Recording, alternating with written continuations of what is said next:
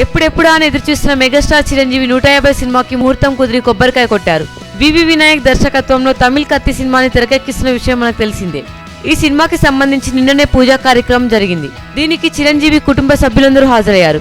ఎప్పుడూ కనపడని చిరంజీవి చెల్లెలు, కూతుళ్ళు, అల్లుళ్ళు, అల్లు అర్జున్, అల్లు శిరీష్, అల్లు అర్జున్ అన్నయ్య, నాగబాబు కుటుంబ సభ్యులు, సాయి ధరమ్ తేజ, రామ్ చరణ్, ఉపాసన మరియు మిగతా తెలియని కుటుంబ సభ్యులందరూ హాజరైన ఈ మెగా ఈవెంట్ కి ఏదో మిస్ అయినట్టు కనబడుతుంది కదా.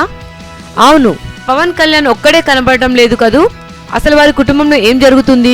అందరం ఒకటే అని ప్రతిసారి స్టేట్మెంట్ ఇచ్చే మెగా కుటుంబ సభ్యులు మాటల్లో ఎంతవరకు నిజం ఉంది? పవన్ అటెండ్ కాని ప్రతిసారి పవన్ బిజీ వల్ల రాలేకపోతున్నాడంటారు. మొన్న చిరంజీవి ఇంట్లో జరిగిన శ్రీజ పెళ్లి వేడుక కూడా పవన్ రాలేదు.